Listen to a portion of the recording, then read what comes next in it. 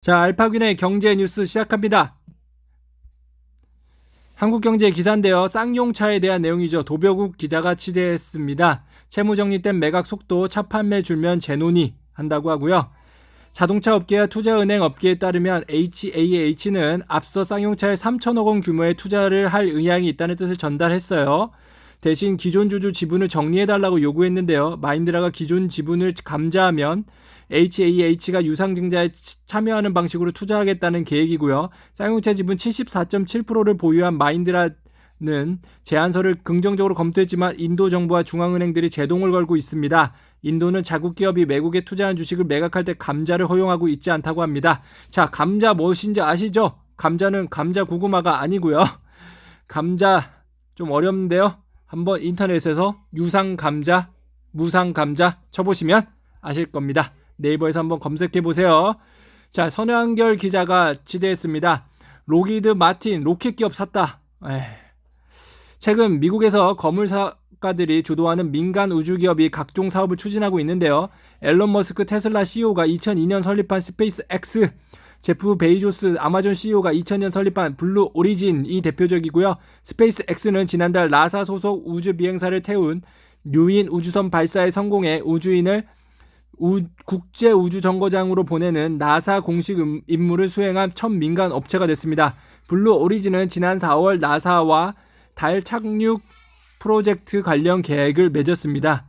네, 로키드 마틴이 이 기업을 샀다고 하네요. 로켓 기업.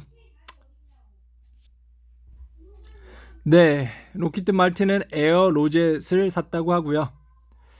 자, 로켓에 관한 관심들은 점점 많아지고 있습니다. 저희가 언제 또 달에 놀러 가게 될지 모르죠. 송영석 기자가 취재했습니다. 이건희 회장 재산 상속세만 최소 11조 원, 역대 최고를 기록했다고 하는데요. 상속세 신고와 납부는 내년 4월 말까지 한다고 합니다. 한 번에 상속세를 내기 부담스럽겠죠. 연부 연납 제도를 활용할 수 있고요. 신고 기간 내에 전체 상속세의 6분의 1을 내고 향후 5년간 6분의 5를 분할 납부하는 방식입니다. 상속세를 내기 위한 배당금을 받아야겠죠. 배당을 많이 할 것 같네요. 특히 삼성물산에서 배당을 할 수 있다라는 그런 얘기가 나오고 있는데 삼성물산도 한번 보시면 좋겠습니다. 자, 황정환 기자가 취재했는데요. 첫 블록체인 기반 증권거래소 캐나다 한인 스타트업이 엽니다. 거래되는 증권은 비상장 기업 주식이나 전환사채, 11억, 신주 인상권 부사채, BW 등 신종 자본 증권입니다. 자금 조달을 원하는 기업이 거래소에 이름을 올리면 투자자들은 협상을 통해 기업의 증권을 거래할 수 있고요. 투자자들은 실시간으로 갱신된 최신 기업 가치에 기반해 투자를 결정합니다. 김 대표는 비상장 기업의 자금 조달 및 기존 투자자의 투자금 회수, 엑싯 시장을 활성화하는 역할을 할 거라고 하네요. 응원합니다. 자, 박종필 기자가 취재했는데요. 도도포인트 외식업 한파에도 질주하고 있다고 합니다. 비결은 2,500만 명. 와, 엄청 많죠. 단골이라고 하는데요. 위기에 몰린 음식점 점주들은 고객 재방문을 유도하기 위해 올해 할인 쿠폰을 대대적으로 뿌렸다고 합니다. 도도포인트는 이를 대행해줬고요. 그동안 적립을 통해 쌓인 고객 데이터를 체계적으로 관리한 게 위기 때 빛을 발했습니다. 점주의 선택에 따라 매장에 3회 이상 방문한 20대와 30대 여성에게만 맞춤 쿠폰을 발송해 주세요. 또는 3년 이상 된 단골 손님 중 지난 1년간 5회 이하 방문한 분에게만 쿠폰을 발송해 주세요 등 개인 맞춤형 서비스가 가능했습니다. 최재성 스포카 대표는 쿠폰 문자 발송에 따른 수수료 매출이 전년 대비 50% 늘었다고 합니다. 자, 계속 나오네요. 데이터가 돈이 돼버렸습니다. 데이터를 관리하는 능력이라고도 할 수 있고 데이터 분석 능력이라도 할 수 있겠죠. 자, 오영주 기자가 취재했습니다. 카카오뱅크 IPO 후광 효과, 카뱅 프렌즈에 투자해볼까? 최근 한세 예스 24홀딩스 주가가 많이 내렸죠. 카카오뱅크 지분을 좀 매각했다는 이유인데요. 한번 볼까요? 역시 카카오뱅크는 지분을 갖고 있는 예스24와 모회사인 한세 예스24 홀딩스 등도 카카오뱅크 상장 수혜자로 꼽힌다. 다만 예스24는 재무구조를 개선을 이유로 지난 18일 카카오뱅크 보유 지분 중 일부인 193만 8,200주를 485억 원에 사모펀드에 매각하기로 결정했습니다. 이번 매각으로 예스24의 카카오뱅크 지분율은 1.87에서 1.39%로 줄어들게 됐죠. 자, 지분율 보실까요? 국민은행이 그래도 9%나 가지고 있네요. 한국금융지주 31% 가지고 있고요. 카카오 31% 비슷합니다. 나중에는 카카오가 더 많아질 수도 있죠. 그렇게 역전될지 어떨지 모르겠지만 지금에서는 한번 볼만합니다. 국민은행, KB금융지주도 한번 볼만하겠죠. 투자 포인트요. 자, 김희경 기자가 취재했어요. 이응복 감독, 괴물은 인간 안에 가장 기괴한 건 결국 마음이라고 합니다. 네, 마음이 제일 악하다고 하는데요. 자, A스토리 관련주고요. 내년 초 TVN에서 방영될 드라마 지리산 연출도 맡았습니다. 이응복 감독이요. 지리산은 킹덤, 시그널 등 만든 김은희 작가가 집필했고요. 전지현, 주지훈 등이 캐스팅됐습니다.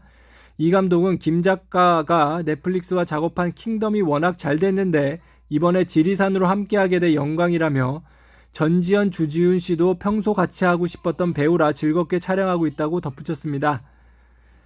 그리고 다른 문단을 한번 소개시켜 드릴게요. 도깨비 태양의 후예 미스터 선샤인 2010년 이후 한국 드라마 시장을 뒤흔든 이응복 감독이라고 합니다.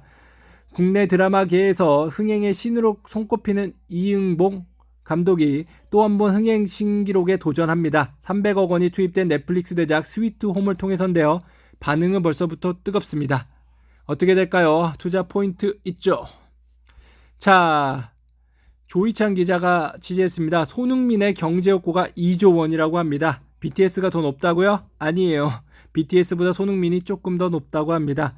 유럽 축구 시장에서 손흥민의 가치는 1206억 원으로 조사됐고요. 대유럽 소비재 수출 증대 효과는 3천억, 그에 따른 생산 유발 효과는 6,200억, 부가가치 유발 효과는 2천억으로 추산됩니다. 또 손흥민으로 인해 발생하는 자긍심 고취, 유소년 동기부여 등에 따른 무형의 가치가 7,200억, 광고 매출 효과는 연 180억 원에 이른다고 문체부는 설명했습니다.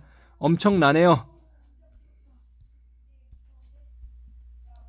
안재욱 기자가 취재했습니다. CBDC를 경계해야 하는 이유 다산 칼럼인데요. 현 시스템에서는 실행하기 어려운 마이너스 금리 통화 정책도 가능하다고 합니다. 이게 디지털 통화라고 보시면 돼요. 디지털 화폐라고 하면은 그거를 현금으로 인출해서 가질 수는 없죠. 물리적 현금이 존재하는 시스템화에서는 중앙은행이 마이너스 금리를 책정하면요, 사람들은 현금으로 보유하게 돼 소비를 증가를 통한 경기 부양 효과가 나타나지 않는데요.